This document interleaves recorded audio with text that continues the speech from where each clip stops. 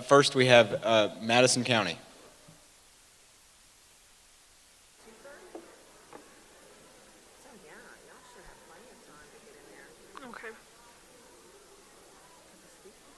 We no longer live in a society disconnected from the outside world. In fact, now more than ever, we depend on other nations to provide commodities and to purchase commodities made in the United States. International trade and export markets are important to not only America's economy, but also to the American farmer. However, with some agricultural products suffering declining markets on the world trade front, the need to expand export markets has never been greater. Our farmers depend on both domestic and foreign markets for their goods. And if the American farmers suffer, the world they feed will feel it too. Agriculture is the world's most important industry. With only 2% of Americans engaged in agricultural practices, the United States remains the world's largest agricultural exporter and produces more food than the entire European Union combined. Research also shows that exports are responsible for 20% of the U.S. net farm income, with the total net farm income estimated to reach $65.7 billion by the end of the year of 2018, which is 13% lower than the previous year of 2017. So the question that is begging to be asked is, what has changed in just 1 year? The U.S. agricultural commodities hit hardest by recent drop in markets are corn, wheat, and soybean. Researchers estimate that corn, wheat, and soybean farmers have lost $13 billion this year alone as a result of tariffs in foreign countries. According to the USDA, corn and soybeans are the two largest U.S. commercial crops in terms of both value and quantity, with versatile uses such as livestock feed, seed oil, and in the case of corn, ethanol production. In the last few years, the United States has seen an increase in the production of corn, and especially soybeans, which creates a surplus and helps to build stockpiles for the end of the market year. However, in 2018, soybeans hit a record high, with over 89.1 million acres planted and 4.7 billion bushels harvested. This increase, combined with a surplus in dropping foreign markets due to tariffs, has created an 8% drop in soybean prices. With domestic markets flooded, exporting crops to these countries became more important and even more difficult. While tariffs have recently received more attention in the news, they have long been a part of our nation's economy. By definition, a tariff is a scheduled tax imposed by a government on imported, or in some countries, exported goods. The current tariff situation began in January 2018 when the U.S. placed tariffs on Chinese solar panels and washing machines, followed by tariffs on all imported steel and aluminum.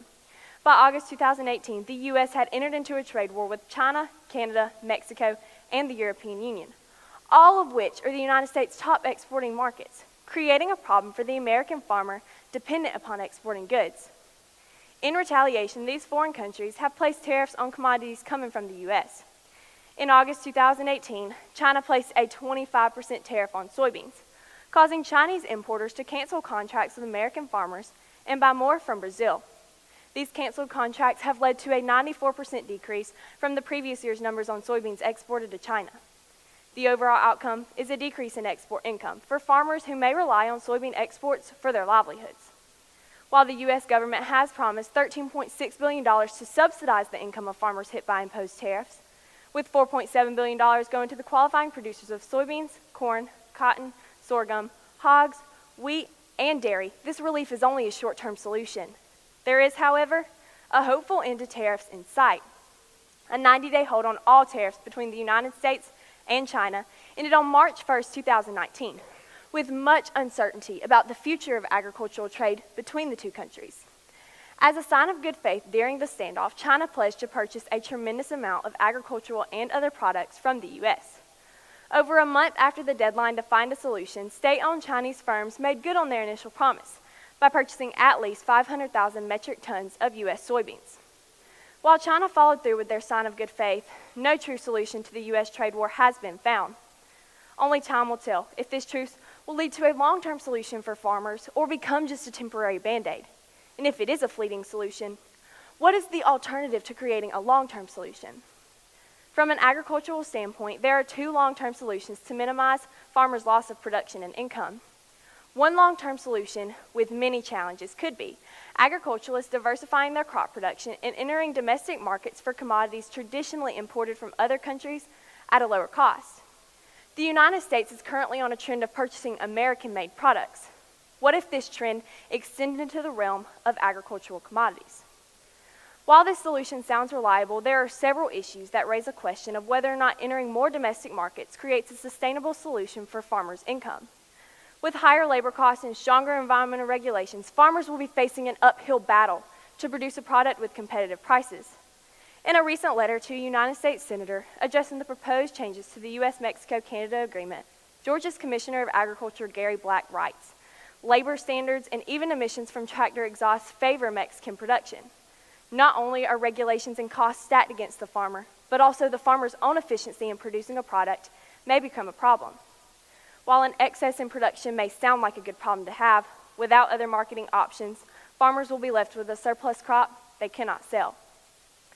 With the American farmer's efficiency in mind, foreign markets will always be necessary to handle the overflow of a crop produced, making the second long-term solution opening and expanding foreign markets in low-import countries the most viable and pragmatic resolution. Not only do farmers need an outlet for surplus crops, but also, according to the USDA, 95% of the world's consumers live outside of the United States. By shifting America's focus on exports from high-value products such as dairy production, meats, fruits, and vegetables, to bulk commodities such as wheat, rice, coarse grains, oilseeds, cotton, and tobacco, farmers may be able to enter existing markets with current commodities already being produced in excess in the United States. In 2017, 33.22% of all U.S. agricultural exports went to East Asia, while only 1.40% went to Sub-Saharan Africa and 2.73% went to Central America.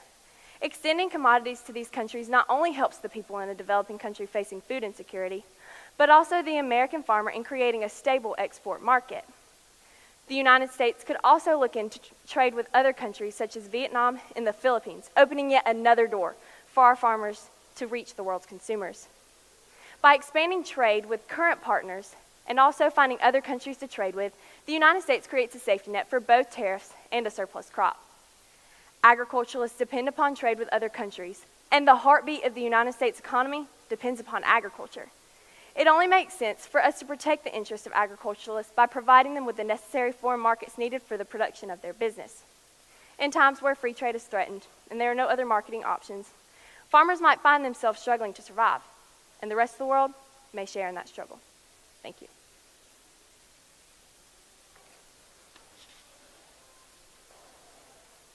With that, about how can farmers make the career? I'm sorry. What can farmers do in their career to help make the profits that they need? So one thing that they can do is expanding within technology. It's very, very popular in today's culture in creating a better way of producing and harvesting their crops, whether that's through drones or soil samples or even the GPS and tracking. So when they do this, they're able to increase their opportunities of income across the board because of how efficient they are in production. So with exporting with these other countries, if we were to, whether that we open the exports or made diversity within what we created and planted, the United States could be able to make a better income from that. Kylie, I enjoyed the part about the American Made program. Tell me what the American farmers could learn from my own Georgia Grown initiative as far as their American Made product goes. So the first thing that comes to mind is that Georgia Grown initiative when I think of American-made products, whether it's reached through farmers markets or local sales. I think that's a huge part in creating what America is looking for, because as soon as they see some fresh fruit within a grocery store and it says made in the USA, they're going to be most likely to pick that over other countries because of it's being made in the USA. So I feel like when farmers are efficient in producing those products within the United States, there's more likely of an income from customers. So tariffs normally have this bad connotation with them, but can you find anything that's positive about tariffs? I think that there's no way around not having tariffs. I don't think there's a such thing as 100% free trade, because it's been a way of life over the past 10 decades around. And so I feel like it's very important and it's viable within our economic system just because of exporting and importing. That is part of making an income. So I do feel like it does create an income. However, the higher those tariffs go, the more impacts those farmers it's coming from. Would you consider a career in one of them fields to support agriculture? What would be your future career? My future career is to be an ag education teacher. It's to advocate for the agriculture industry and for farming. Personally, I do come from a farming background. I'm a 5-generational farming family. We've had dairy production up until 2005. Currently, I have a small herd of goats and beef cattle, as well as we row crops. We actually do grow soybeans and wheat, and that's why this is so a passion of mine, is because I know how it's affected my family. And so my family does row crop, and I do plan to grow within that field because we also produce poultry houses. You mentioned the 25% tariff that China has. What are some of the other tariffs other countries has? Some European countries, some others that you might have mentioned. Are they as high as 25% or are they lower? Nothing goes above 25% within the tariffs that have been placed on the United States. Canada, however, has placed some tariffs on us that did not go above 10 and 15%. And there were multiple different aspects of the tariffs. They were placed on pork. There was a 10% one placed on beef, as well as other commodities, various too. But to me, I found soybeans to be the most important because of how high the tariff was, as well as how much it impacted my family and the state of Georgia.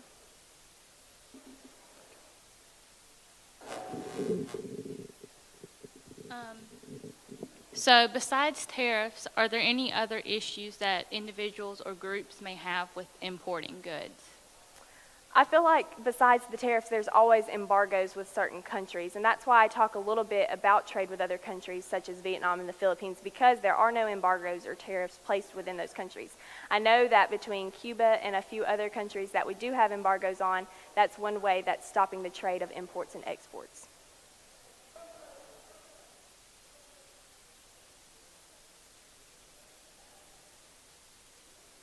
Thank you.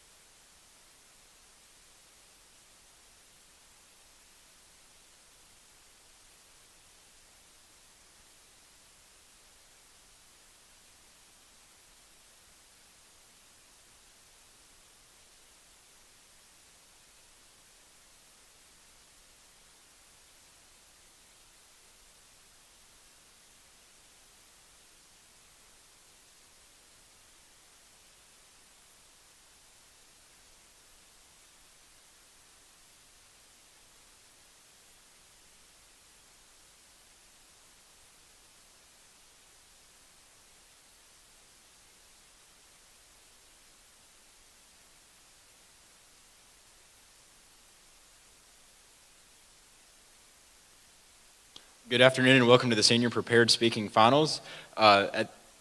Please refrain from standing up during the speech and please silence your cell phones now. Up next we have Sonoraville High School.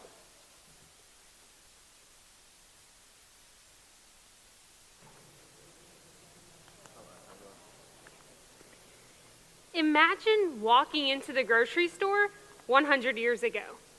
Small rooms were filled with only a limited selection of products because many consumers grew their own food. Today, you walk into the grocery store and are suddenly confronted with an enormous selection of products, from fresh to canned to frozen foods, displayed on every shelf. After purchasing your food products, you move on to the next thing on your list and don't think much about the availability of so many choices.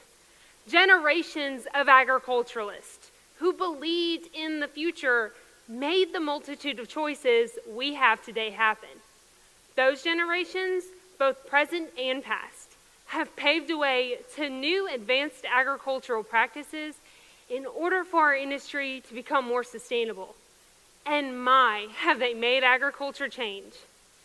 Despite today's full grocery stores, agriculturalists need to continue increasing food production. In order for an increase in production, while still preserving what is available, there must be additional assistance to help farmers provide the food, fuel, and fiber for this growing population. The world's population is expected to increase 2.3 billion people by 2050. Therefore, food production will have to increase 70% to reduce the already staggering statistics of world hunger. With more people, there will be less land for farmers, and the resources available cannot be wasted. To prepare for the 10 billion people expected in the next 32 years, the agriculture industry has been looking into effective ways to increase production through technology and artificial intelligence, or more commonly referred to as AI. There are many ways technology has benefited our industry through computers, apps, GPSs, and sensors. Technology has benefited farmers with both farm management and operation costs. Although AI is not as common in industry today, research has been conducted to provide assistance to farmers on a whole new level. Growing up on a poultry and row crop operation in North Georgia has certainly taught me that technology is useful on the farm. Our poultry houses are regulated by computer systems, ensuring the birds are receiving the best housing possible. This is not just for animal welfare, but also for the best interest of the producer. The temperature is monitored by computer systems, ensuring bird comfort and making it easier for one person to manage today's larger farms. Referring back to our row crop, we utilize a global positioning satellite, or GPS system, to help us monitor when planting or spraying our fields with herbicides and pesticides. Not going over the same area twice helps save on seed, chemical cost, and time. Intuitive mobile applications on cell phones helps farmers across the nation keep accurate records of their animals. An example would be my Uncle Yoan, who owns 2 dairy farms in Florida. He uses an app, Pocket Dairy, which can search any cow on his farm when he needs to know any detail about the animal. Examples of record include when the cow is bred, when she will calve, and how much milk she produces daily. Apps like this one make it easier for farmers to access data, whether they are in the middle of the pasture checking cows, in the parlor, or behind the office desk. Artificial intelligence, or AI, is developing to improve productivity in agriculture. AI basically is creating machines to work and react like humans. Currently, artificial intelligence is used in soil and crop monitoring, robotics, and analysis.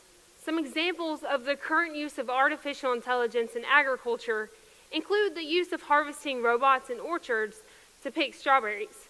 This allows the farmer to harvest his crop during labor shortages. Secondly, agriculture drones can be used on all types of terrain to take high-resolution pictures or spray fields at low altitudes, saving on costs of chemicals. Microsoft is one company currently doing research on artificial intelligence in agriculture. Their goal is to enable data-driven farming. Driverless tractors, along with GPS systems, allow farmers to do other work and possibly overcome the lack of skilled drivers needed when harvesting their product. This allows more acres to be covered, benefiting the farmer with both time and money. With less people working in production agriculture, lowering costs and increasing profits are on the forethought of many producers. AI helps farmers make faster, more efficient decisions in their operations, benefiting them and allowing them to get greater outcomes using fewer resources. There is no doubt more developments will soon follow regarding artificial intelligence in agriculture. Both technology and artificial intelligence will help farmers produce more food, fuel, and fiber, helping combat the issues relating to this growing population.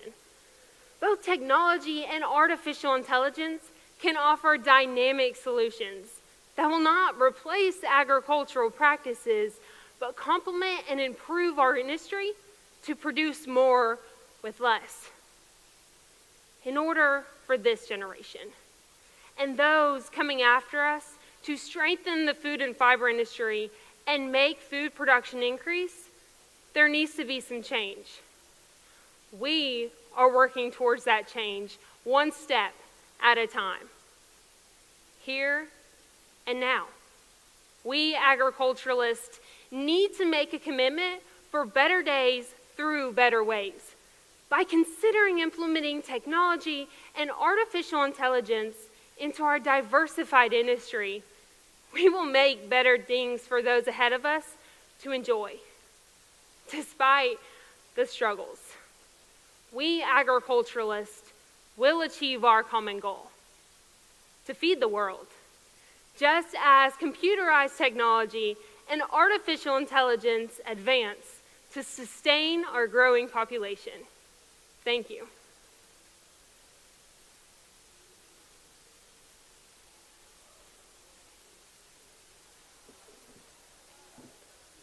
Good job, Brooklyn. Thank you.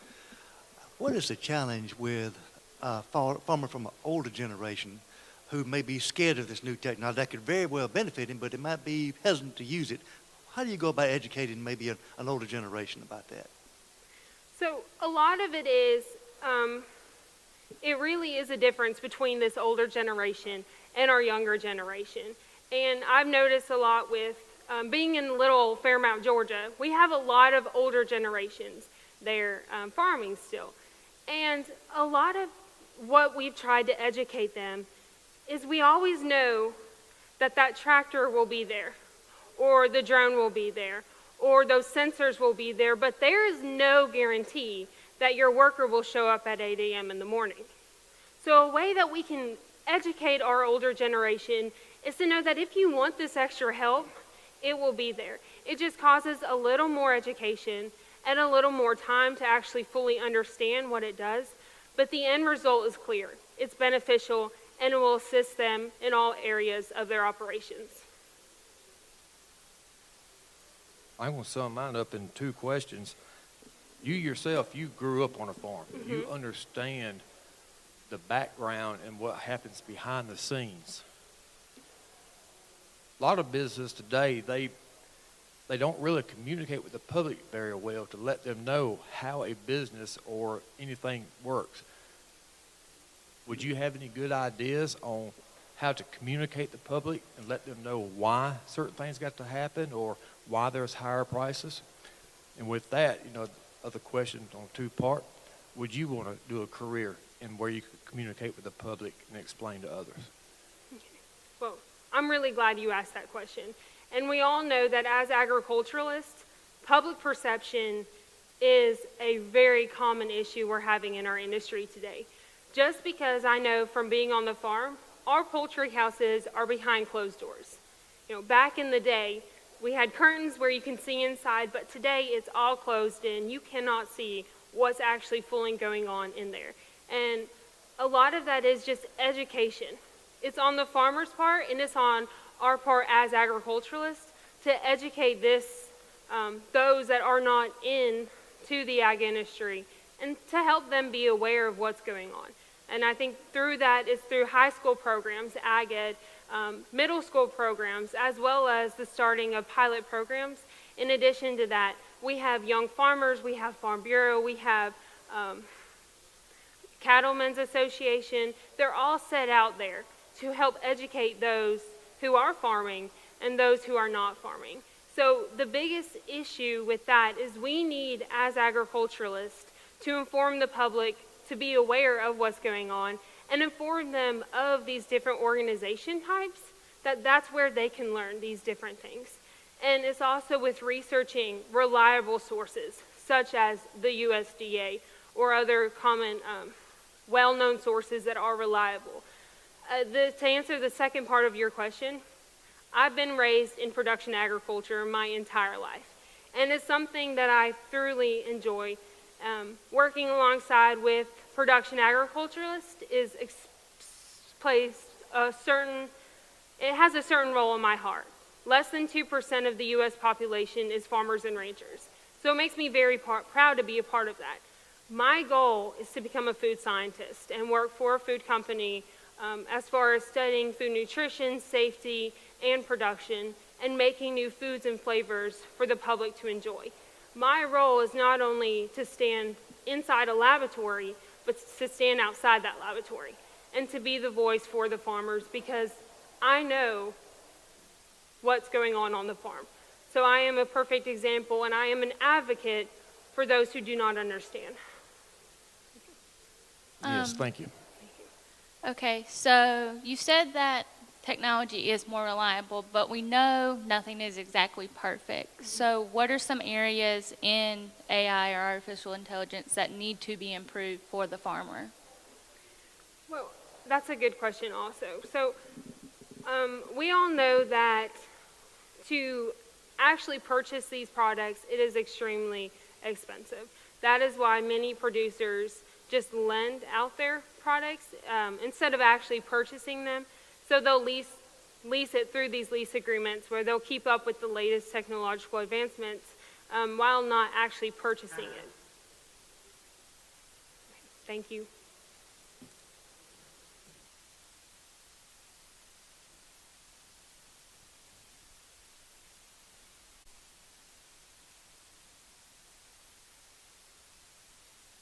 Good afternoon and welcome to the Senior Prepared Public Speaking. At this time, please do not refrain from leaving until the speech is over, and please keep your cell phone silent.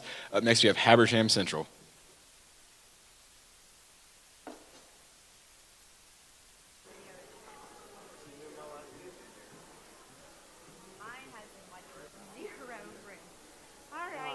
Good afternoon. Today I will be speaking about the importance of showing livestock and the benefits that showing livestock provides to students. In addition, I would like to highlight some of the changes that have taken place within the livestock show business over the last several years. Showing livestock is much more than simply knowing how to care for an animal. It requires accepting personal responsibility of the animal to ensure that its needs are placed before your own. It requires self-motivation on those cold, rainy mornings when you would rather sleep in than feed animals. It requires financial discipline to maintain a budget and to resist unnecessary costs. Showing livestock requires organizational skills to plan each day's duties and be prepared for when the unexpected happens. Each of these are necessary skills that students carry with them throughout their lives that will allow them to achieve future success. In fact, Clinton Rusk of Purdue University, along with his colleagues, performed a study on the impact of showing livestock and concluded that youth learn many valuable life skills that will help them personally and eventually within their chosen profession.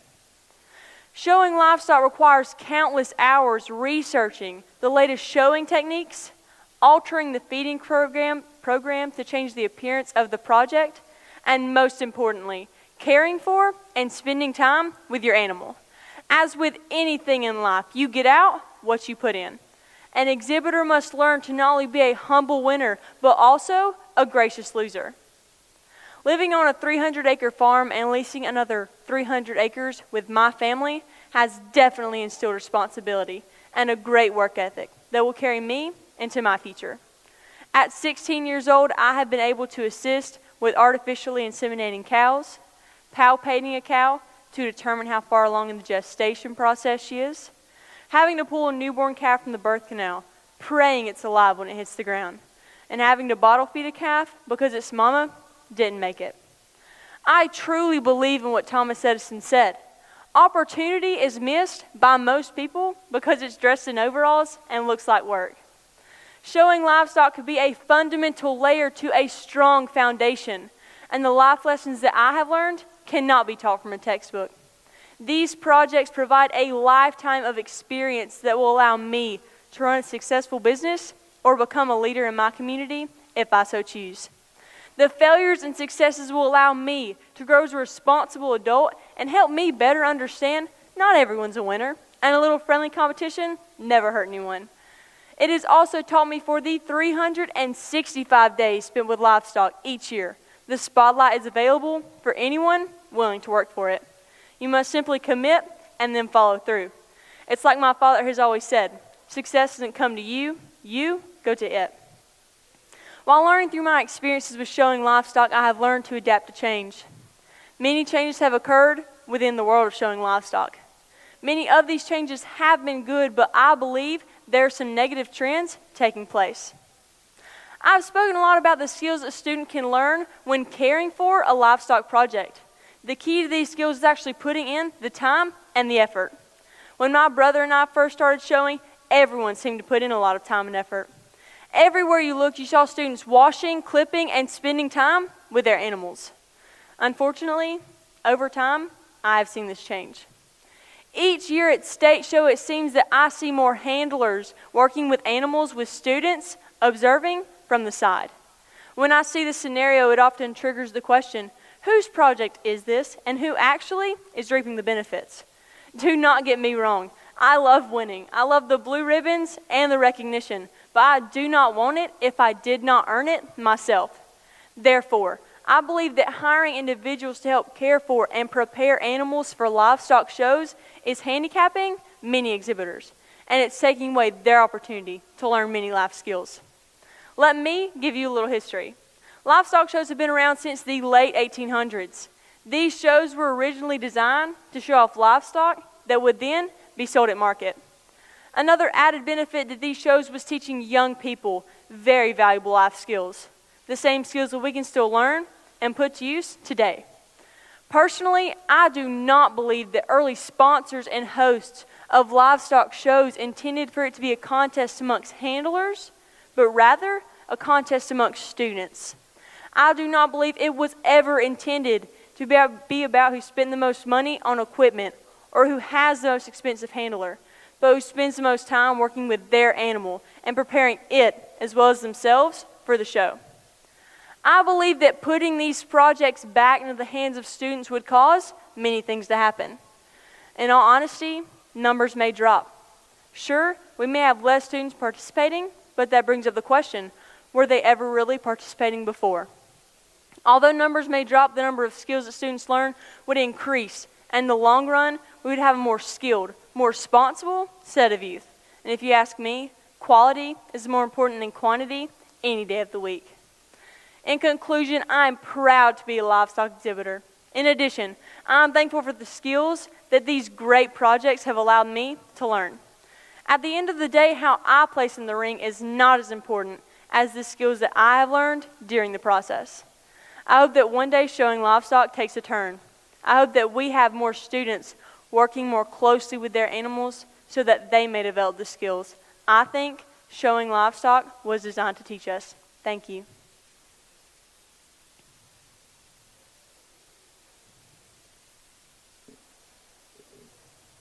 You know, it's real hard to put technology in some of this stuff. I mean, a barbed wire fence is a barbed wire fence. A cow is a cow.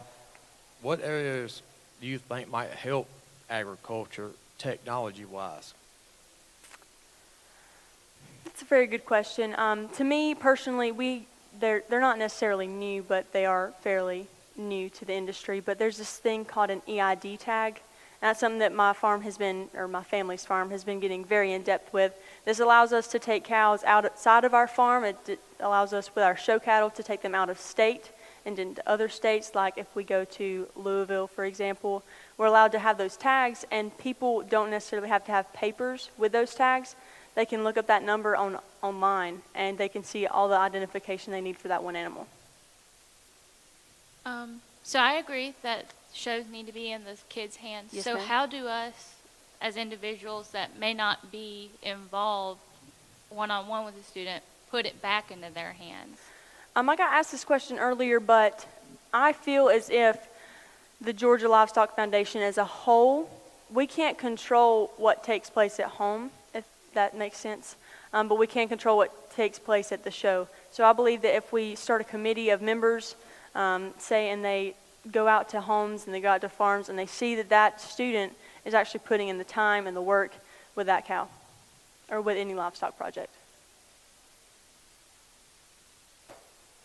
Grace, you mentioned with the livestock there's two aspects. There's weight class and showmanship. In your opinion, what's your personal growth? Did it come more from weight class or showmanship, or what developed you more out of the two? Showmanship, definitely, because most people my age or most people in general nowadays, they can't accept or they can't enjoy the winnings and the spotlight if they didn't work for it themselves. So if they start off at the top, then how are they able to appreciate it? And so for me, showmanship was something that I started off at the bottom, and every single year I started to grow until I started winning.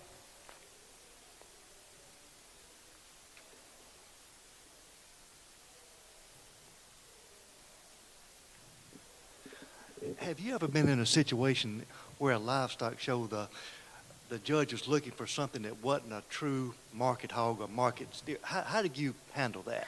I've decided to accept the fact that every judge has an opinion. That is something that was very difficult for me to accept, but in the long run, everyone has their own opinion, and they're entitled to that opinion, and there's nothing that we can change about that. Working as a team definitely helps. Yes, yes, sir. Thank you so much. Have a good day.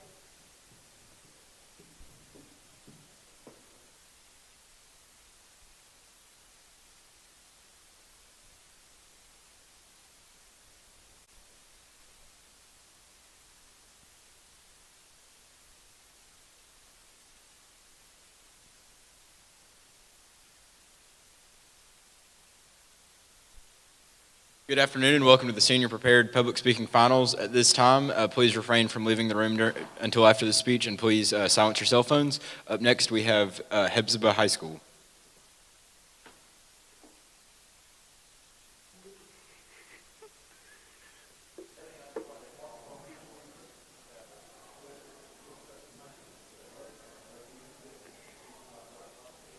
Hi, my name is Vanessa Howard, and I'm going to be talking to you about how honeybees do their job. Now, I want you to take a moment and close your eyes. Like, seriously, close them. Imagine yourself in the middle of a gorgeous garden with thousands of flower buds around you. Can you see it? What color are they? What about the smell? Now, take a closer look at those vibrant blood. Can you see the bees? What do you think would happen if they just, poof, disappeared? Maurice Maeterlinck stated in The Life of a Bee that if the bee disappeared off the face of the earth, man would only have 4 years left to live. But is that true? Just 4 years? Well, I suppose so, due to the fact that bees are the center of everything, especially honeybees. So what's the buzz about? Aren't they just pests? Follow along. Humans need 3 things to live: food, water, and oxygen. And honeybees are at the center of every single one of those. With 80,000 individual honeybees in a single colony carrying out different jobs, and simultaneously, they do just that. During the pollination season, bees pollinate our flowers, our crops. That gives us oxygen as well as fresh water. And as a byproduct of that, they give us honey, which is food. And also, honey is used in our medication, whether it be folk remedies, home remedies, or prescription drugs. Everyone knows that there's the queen, the drones, the workers, the young, developing eggs, larvae, pupa. They swarm, they dance, they smell. Well, what's the big deal? They produce and help produce 35% of our global crop production. So to truly understand, you got to start from the very top. All hail the queen. And no, I'm not talking about the Queen of England. I'm talking about the honeybee queen, who is cold-hearted and is out there to make sure she runs the hive. The queen bee has the most important job of the entire colony, and that's making the kids. She is born between 2 and 20 healthy larvae that the worker bees choose. She grows up, she emerges from the hive, she goes to fight the old queen or to kick her out, one of the two. And once she does that, she goes on a 3-day mating flight, mating up with between 25 and 30 drones, storing that sperm within her body, and they're returning back to the colony to start producing eggs, which is from 1,500 to 2,000 per day. That's a lot. And once an egg is delivered, it's placed in a honeycomb room with bees made of beeswax and royal jelly to make sure that the egg doesn't fall out. Once the egg hatches, it turns into a larva. which is very grub-like and icky. Then it sheds its skin multiple times, becoming a pupa. And then after that, a few more times, and then it's an adult honeybee. So how do you tell the difference between the workers and the drones? Simple. If the egg is fertile, it's a worker. If it's infertile, it's a drone. So let's start with the workers. Out of the 80,000 bees in a single colony, 20,000 to 70,000 of those bees are workers. They're the backbone. They do all the work within the colony to make sure it goes round. Their first job, simple. They take care of the hive. They make sure it's clean. They feed all the other drones and queen and the larvae. And as they get older, they start foraging for honey, nectar, food. They fight for the colony. They build the colony. They do every little aspect you can think inside of it. How would you like that? Working 365 days a year, 24/7 until your wings fall off. I wouldn't. And yes, you're probably asking, where are the drones? Where are the males? I haven't forgot about them. The drones have one job, and that's to mate with the queen. So in other words, they're lazy. They do nothing. So during the mating flight, all the drones come together, they make a comment, and they mate with the queen. If a drone is successful, their endophallus explodes, tears across their abdomen, and they die. Like that. They're gone. If they're unsuccessful, they would go back to the colony to live off of the workers and all of their hard work. But don't worry, they're not going to stay there for long. Once the inactive season comes around, they're kicked out, and they're no longer around. They're left to defend for themselves, which is extremely hard considering they have no stinger at all. I like to think back to what Sue Hamble said. I like to put on a baggy bee suit, get as close as possible to the bees, and lose myself. I have to agree. I remember back to when it's corn growing season, going out there with my papa and just listening to the bees buzz, looking at the thick black blanket hanging above the stalks. And you realize at that moment how important those bees are to us. They make our entire world go round, whether it's from beautiful flowers in our garden or crops that we grow and eat, or even honey that we eat and sell. And by the way, if you failed to notice, and I hope you didn't, it's the girls that run the colony. It's the girls that work the colony. It's the girls that tell the boys what to do. So as in nature, as in real life, girl power is a real thing. Thank you.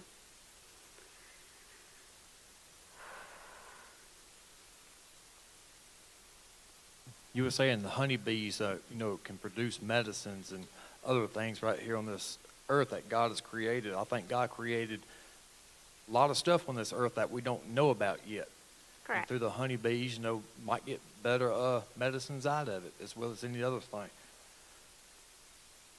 How many honeybee farms, whatever you want to call it, are here in the United States? Where does it rank at? And what are other countries that deal with honeybees? Currently, honeybees are not even native here. We've extinguished our honeybee population. We actually have to import honeybees from all over here. I have a neighbor down my road. He gets them every November, shipped into them, and he grows them throughout the entire spring, summer, late fall. If I have to guess, 0.5% maybe. It all depends on where it is. If you think about China, where they have huge apple orchards, they don't have honeybees either. They actually take feathers and hand pollinate their crops.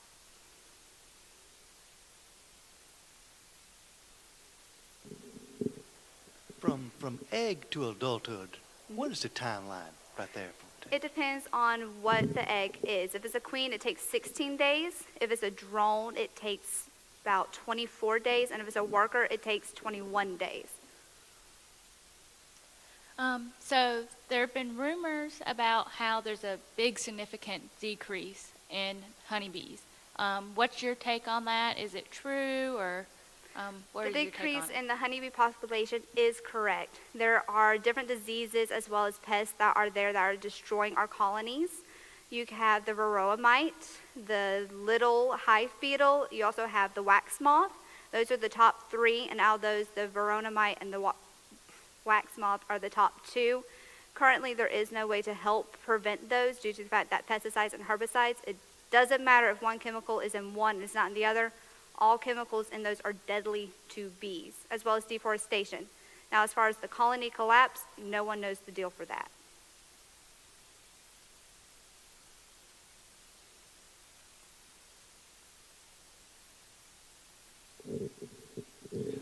I have honeybees around my house now. Mhm. What happens in the wintertime? Where do they go? How do they come? They come back every year. What happens in that situation? That's all right. Many people don't know this, but during the winter, the bees are less active. Of course, there's nothing to forage for. They huddle around the queen within the hive, and they beat their wings to keep her warm. It's all about the queen. No colony. They don't even eat. They give all the stored honey and everything to the queen and keep her warm. In fact, if you go out there in the middle of winter and there's a beehive nearby, 9 times out of 10, you're going to see a worker bee carrying out their dead sister.